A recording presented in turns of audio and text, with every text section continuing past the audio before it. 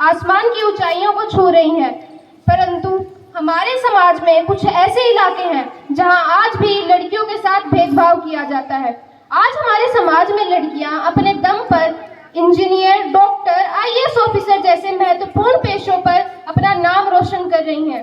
परंतु हमारे समाज में कुछ महिलाओं को घरेलू कामकाज तथा बच्चों के पालन पोषण तक ही सीमित रखा जाता है। बेटियों को पैदा होने से पहले ही कोख में मार दिया जाता है, जो हमारे समाज के लिए बड़ी ही दुखदायक बात है। आज हम सब आप सभी के सामने हमारे नाटक बेटी बचाओ बेटी पढ़ाओ के माध्यम से यह प्रस्तुत करने जा रहे हैं।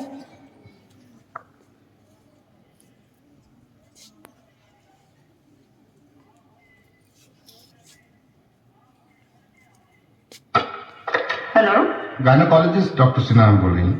यस, वाइफ प्रेग्नेंट है, लड़की है, अबॉर्शन करना था। ये कैसे बात कर रहे हो आप? क्या बात कर रहे हैं? लड़का चाहिए होगा आपको? नहीं, लड़का नहीं, लड़की ही चाहिए थी। तो फिर क्यों करा रहे हो अबॉर्शन? क्योंकि रेप हो जाएगा इसका।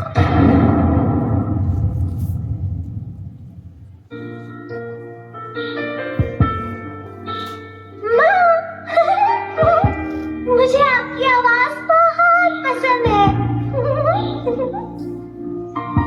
माँ, क्या आप मेरे दिल की धड़कन सुन सकती हो? आपके दिल की धड़कन की आवाज मुझे सबसे ज्यादा पसंद है।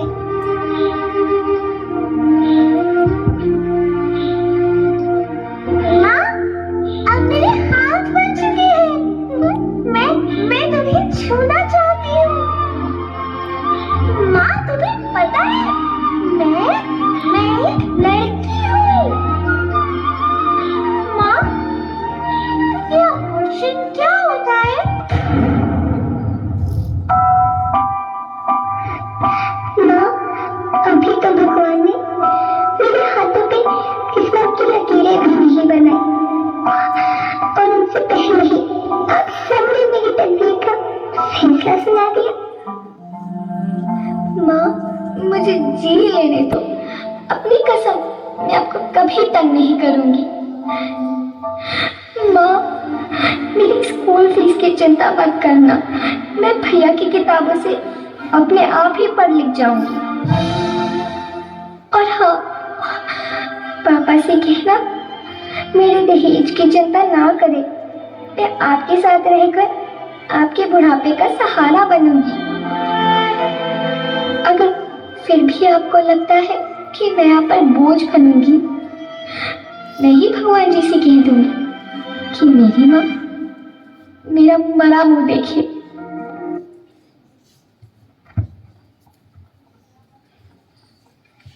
स्वागत है आप सभी का भारत माता के ऐसे देश में जहां आज भी स्त्री के साथ अन्याय हो रहा है। आज भी लड़के और लड़कियों में भेदभाव किया जाता है। जहां हर एक नेता सोचता तो है पर करता कुछ नहीं। जहां कम से कम एक परिवार में होता है एक आदमी जो बेटियों से कहता है, बेटा कॉम्प्रोमाइज कर लो। कॉम्प्रोमाइज क्यों करें हम कॉम्प्रोमाइज? हम नारी है नारी, आप सबकी नजरों में एक बेबस और लाचारी। एक दिन आएगा जब हम अपने पैरों पर खड़े होकर दिखाएंगे और इस समाज की सोच को बदलना सिखाएंगे। दिल है छोटा सा, छोटी सी आशा, मस्ती भरे मन की भोली सी आशा, चांद तारों को छूने की आशा, आसमानों में उड़ने की आशा। दिल है छोटा सा।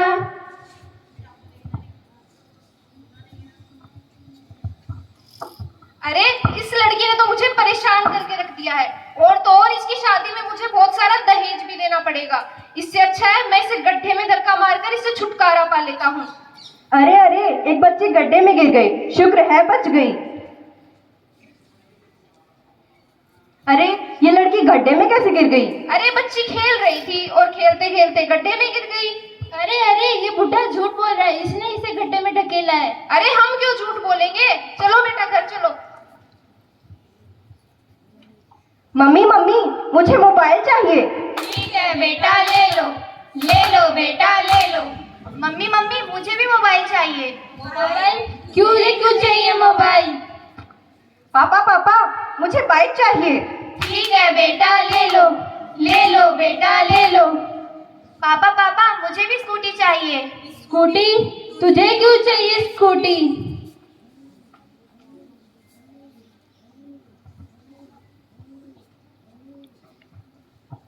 अरे अरे, पापा आ गए, मैं पढ़ने बैठ जाता हूँ। अरे तू क्या करेगी पढ़ लिख के? तुझे तो वैसे भी घर में बर्तन ही मांजने हैं। जा घर के कामों में मन लगा। अरे अरे, मेरा राजा बेटा पढ़ रहा है, खूब पढ़ाई करो। हाँ अरे पापा चले गए, मैं खेल लेता हूँ। वैसे भी मुझे क्या करना पढ़ लिख कर। आज भी हमारे समाज में ऐसे कई परिवार हैं जहां बेटियों को पढ़ने लिखने का मौका नहीं दिया जाता, उनकी जरूरत की चीजें उन्हें उपलब्ध नहीं कराई जाती और यहाँ तक उनकी जिंदगी घर की 4 दीवारी तक ही सीमित रखी जाती है और कहा जाता है बेटा तुम लड़की हो, कॉम्प्रोमाइज करो। कॉम्प्रोमाइज क्यों करें हम कॉम्प्रोमाइज? हम नारी है नारी, आप सभी की नजरों में एक बेबस और लाचारी। एक दिन आएगा जब हम अपने पैरों पर खड़े होकर दिखाएंगे और इस समाज की सोच को बदलना सिखाएंगे।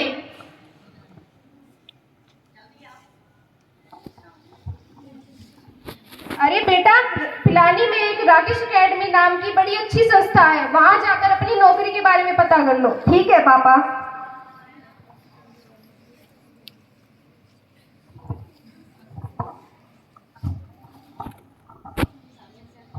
अरे ये क्या, इसमें तो आपके बहुत कम नंबर है, ऐसे में आपको यहाँ पर नौकरी नहीं दी जा सकती, आप जा सकते हैं।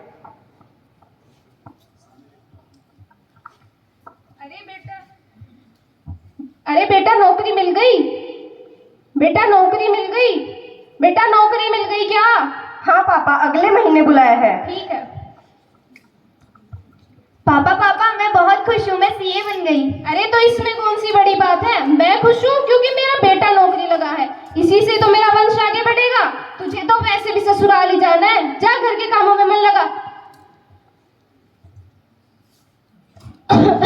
अरे मेरा दम घुट रहा है, कोई है? मुझे अस्पताल ले चलो। बेटे को बुलाओ, बेटे को बुलाओ, बेटे को बुलाओ, बेटे को बुलाओ। बेटा मुझे अस्पताल ले चलो। अरे जा बुढ़े, जाके मर, मुझे बस यही काम थोड़ी ना रह गए। चलिए पिताजी, मैं आपको अस्पताल ले चलती हूँ।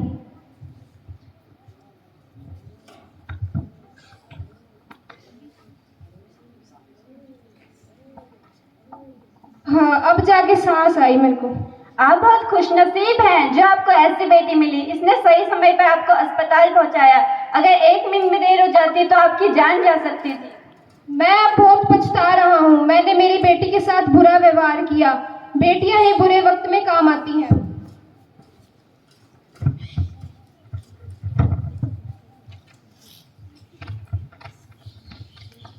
मैं पूछना चाहूंगी समाज के उन सभी लोगों से जो समाज बेटियों को जन्म लेने से पहले कोख में या जन्म लेने के बाद उन्हें कचरे के डिब्बे में फेंककर मार देता है। बेशक मार दो हम बेटियों को, लेकिन उससे पहले मारो अपनी माँ को जिसने तुम्हें जन्म दिया और जिसने तुम्हारे घर को रोशन किया, और मारो अपनी बहन को जो किसी और का घर रोशन कर रही है। क्यों मार सकते हो अपनी बेटी और बहनों को? नहीं ना, तो फिर हम बेटियों को ही क्यों? अरे आने दो हम बेटियों को इस धरती पर और बनाने दो नई पीढ़ी के लिए एक नया और खुशहाल समाज, क्योंकि हम भी आगे चलकर किसी की बहन और माँ बनेंगी और किसी न किसी के घर को रोशन करेंगी। क्योंकि साइकिल 2 पहियों पर चलती है, एक पहिए पर नहीं। उसी तरह समाज भी बेटे और बेटियों दोनों से चलता है, अकेले बेटों से नहीं।